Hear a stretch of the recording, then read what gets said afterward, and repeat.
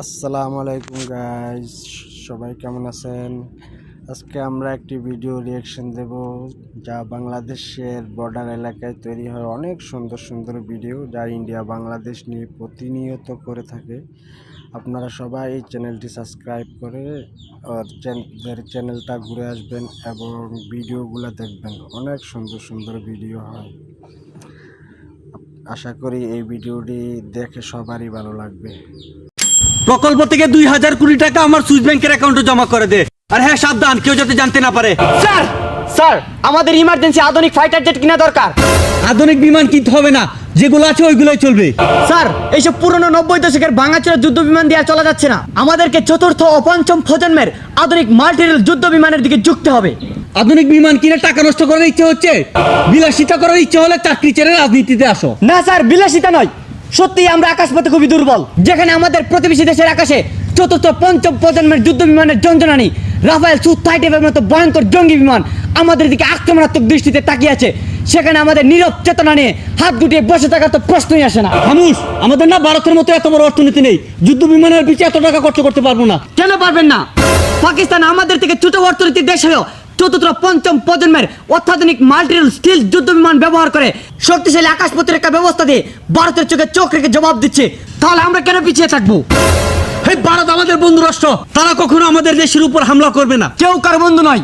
আমাদের শত্রু দেশ মায়ানমারের জঙ্গি বিমান যদি ঢাকা শহর অথবা রূপপুর পারমাণবিক বিদ্যুৎ কেন্দ্রে হামলা করে, তাহলে তাদেরকে প্রতিহত করার মতো আমাদের কাছে কোনো আকাশ প্রতিরক্ষা ব্যবস্থা নেই। শত্রুরা আমাদের আকাশে অবাধে বিচরণ করলেও আধুনিক রাডারের অভাবে আমরা তাদেরকে শনাক্ত করতে পারবো না। ঠিক আছে, যা দেখছি কি করা যায়। এত দেশ প্রেম নিয়ে তো রাজনীতি করা যাবে না। 1000 কোটি টাকা দিয়ে যুদ্ধ বিমান কেনার চাইতে যদি আমি দেশে উন্নয়ন করি, তাহলে আমার নেতা কর্মীরা খাবে 300 কোটি টাকা, আমার অ্যাকাউন্টে জমা হয়ে যাবে 200 কোটি টাকা। নেতা কর্মীরা খুশি, জনগণ খুশি, আমিও খুশি। তাহলে বিমান বাহিনী রাখছেন কেন? বিমান বাহিনীতে যদি বিমান না থাকে তাহলে লোকে কি বলবে? লোকে তো রিক্সা বাহিনী বলবে। তাও ঠিক। কি বললি? দেখি চায়না থেকে কিছু ভাঙ্গাচোঙ্গা বিমান নিয়ে কিনা যায়। প্রেসিডেন্ট স্যার, আমাদের পুরোনো যুদ্ধ বিমানগুলো ঘন ঘন অ্যাক্সিডেন্ট করছে, এগুলোকে ছাঁটাই করে ধ্বংস করে দিতে হবে। ঠিক আছে, ধ্বংস করে দে। কি বলছেন? ধ্বংস করবেন কেন? এগুলো আমাদের কাছে বিক্রি করে দেন, তাতে আপনাদেরও লাভ, আমাদেরও লাভ। আরে কি বলছেন? আপনি কি পাগল হয়েছেন? এগুলো ডেট ওভার, এগুলো ঘন ঘন অ্যাক্সিডেন্ট করে। আমাদের কাছে চতুর্থ পঞ্চম প্রজন্মের অত্যাধুনিক ফাইটার জেট আছে, ওইগুলো নেন। আরে এত টাকা খরচা করার মন মানসিকতা নেই, আপনি বরং ওইগুলাই দেন।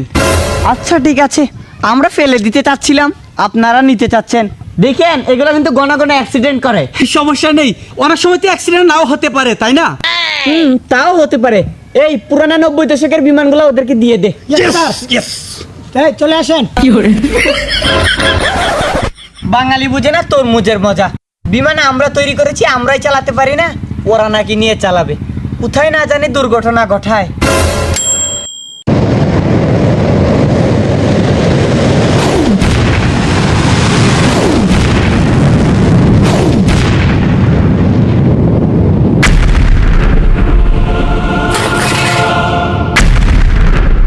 কি হচ্ছে রে? এত শব্দ কিসের? আর এত বাতাসে বারুদের গন্ধ কোথা থেকে আসলো? স্যার আমাদের দেশের উপরে বিমান হামলা হচ্ছে। কি বলছিস? তাহলে তোরা কি করছিস? আমরা যে চায়না থেকে বিমানগুলো আনছি না, সবগুলো আকাশে উড়িয়ে আক্রমণ প্রতিহত কর। স্যার আমাদের কাছে যে 90 দশকের ভাঙাচোরা বিমান আছে, ওইগুলা দিয়ে কি এত শক্তিশালী বিমান ধ্বংস করা যাবে? পারবে না কেন? এখন কি করা যায়? স্যার আমাদের ধ্বংস নিশ্চিত। কি বলিস? এক কাজ কর, আমার পরিবার সহ সিঙ্গাপুর যেতে হবে, একটা ইমার্জেন্সি ফ্লাইট রেডি কর। কি বলছেন স্যার? দেশের এই সংকটময় সময়ে আপনি আপনার পরিবারকে নিয়ে বিদেশ চলে যাচ্ছেন, তাহলে আমাদের দেশের কি হবে? এত কথা বলিস কেন? তোরা মনোযোগ দিয়ে যুদ্ধ করে দেশ স্বাধীন কর, আমরা আবার আসবো সময় হলে, নির্বাচনের আগে।